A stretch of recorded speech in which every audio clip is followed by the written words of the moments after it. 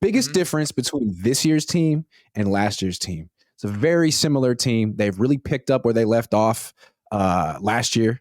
But if you had to say, what is the main difference between these two teams? What is it? We found our identity early. Yeah. We found our identity early. They're not playing around. No. We're not No seeing slow start. No slow starts. None of that. We're not seeing badly prepared games. We're not seeing bozo head. We're getting some penalties. Playing down to your opponents. None of that. Playing down. No. We're beating the teams the way they need to be beat. We're not playing no games. They are very focused. This is a stark difference, not only from last year, but in previous years before. I am very impressed with how they have started, because that's really why starting fast matters. You're trying to find your identity. You're trying to find out how we win and what we do. And we're beating teams right now who, number one, aren't better than us, but two, they haven't found their identity. They're still trying to figure out the Rams. What are they doing? They're just breaking out, running the ball 40 times. That's not what they do. True. That's not what they're trying to do. We go and see Pittsburgh. What's the first thing that they're doing? They're trying to really ingratiate their offense with all of these guys, with Kenny Pickett and George Pickens, and this is the year where everybody's hyping. This is supposed to be their first real shot at it. We're not in that. That's not what we're doing. It's a carryover from last year. It's a carryover. We have picked up right where we left off, and we are moving in the right direction, and we're doing it. There ain't that many teams that can say that. It's like the Niners, Miami. Not even Philly, the Eagles. to a degree. The Eagles can't even the say Eagles. That. I mean, they're undefeated too, but like if you've been watching them, looks like they're sort of getting their feet underneath them. Yeah. So Yeah. you got to give it up. The start. I got another one. I'm gonna do like a position. I feel like the interior of the defensive line. Like last year, Kinlaw was hurt. Armstead was hurt. They had guys like Hassan Ridgeway starting games. Right. Kevin Givens was starting games. Like they had no one in the interior. Now they got Javon Hargrave, who not a lot of D tackles better than him. I'm quite impressed. I mean, we were on him a little bit earlier in the offseason about his fitness, but just in terms of one-on-one pass rushing, man, he's good. He's worth. And then you got Armstead healthy. Armstead's healthy. Kinlaw's healthy and playing like Armstead. I mean, two guys who get big time pressure, even if if they don't get the sacks. So that's three real quality defensive tackles, not to mention Kevin Givens, who's a nice backup. Like that went from a weakness to a huge strength. It's a big difference from last year. I agree. It is a big difference from last year, and I want to see this carry over into the O-lines that matter, like Dallas. You know, I want to see us do this against Philly. teams that we potentially see. Philly, right? Philly. Miami, right? Yep. I want to see this. So there is more to be assessed with how we're doing, but you gotta be honest with what you see. For the trenches are concerned, even with our offensive line, man, like the right side had the best game that they've had all season against New York. That game was a stark difference from not only the Rams game, but from the Pittsburgh game.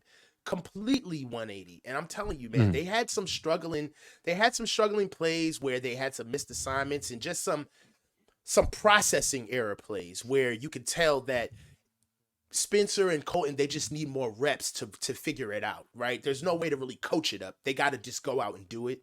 But I'm telling you, man, from what I saw from our offensive line and our trenches against the Giants, we're trending in the right direction. We look really good.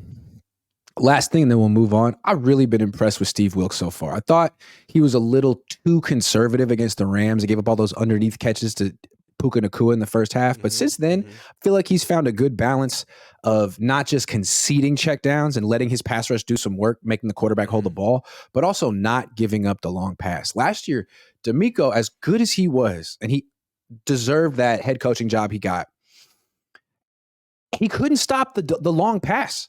If the quarterback had a little bit of time or could get out of the pocket, he could just throw it up. And the Niners were giving up long passes. And Steve Wilkes said it. I want to improve there.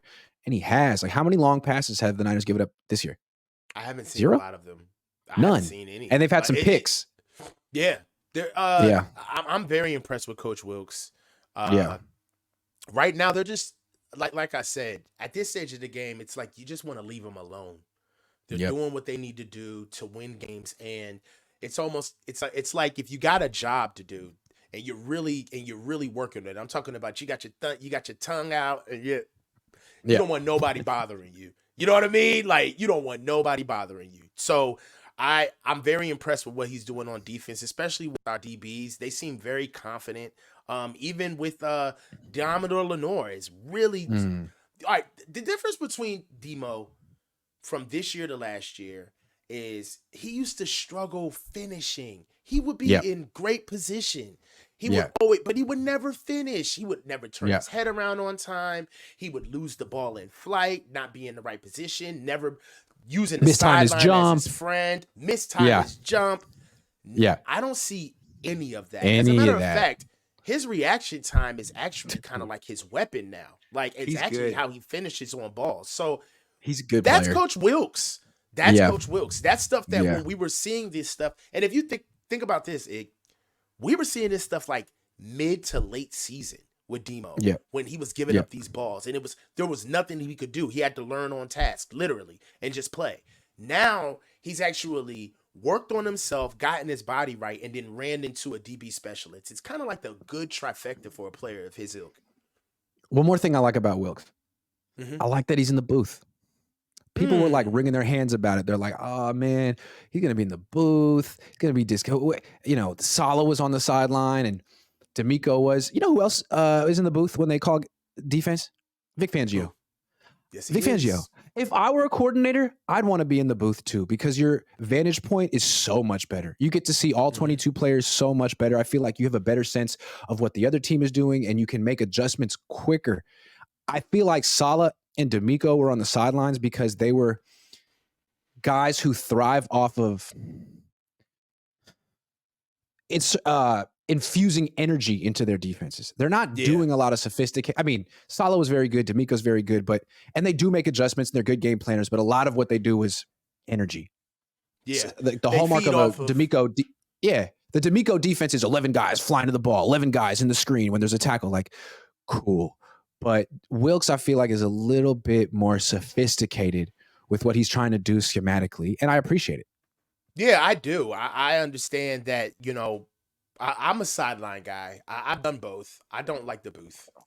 Okay. Okay. So, and just for that, it's not a good thing or a bad thing, right? It's a process thing. It's field. Quiet up there. You're removed. It's almost like it's a whole different thing.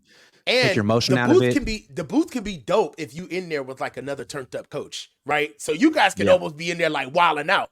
But the booth sucks when you're in there with another coach that wants to be like it wants to be a library, and you're like, God, man, like, and then like bad plays. You want to be like, fuck, but it's just like, you have to like go off of his. You have to go off of his cue. So So that's the thing. Like, if you're in the booth with a coach that is like you, then it's awesome. But I've been in the booth, and most of the times I've been in the booth, if not all, I've been a subordinate. So it wasn't like I was running the show. So you have to go off of whatever the head guy's temperament is. So it's not like Wilkes is in the booth and he's like quietly going through his game plan, and like Daryl Tapp is in the background like, let's fucking go. It's not happening that way. You know what I'm saying? So I will say that him being in the booth is just his modus operandi. It's like it's how he likes to go about his work. I will say the advantages of being in the booth is that you get to see way more than you do when you're on the sidelines, and you get to also anticipate where you see things coming. So, some coaches like to do that by feel of being on the sideline and listening to their guys and getting back real-time feedback so they can pump out and get into the flow of their game. Other coaches, they like to sit back almost in kind of like a executive position where I have people who are boots on the ground who will give me the information I need. That's and Wilkes. Then I can make a Fangio. solid decision by myself under my own environment. So cool. That's the way Wilkes is doing it. And, you know, it's a good process. It works.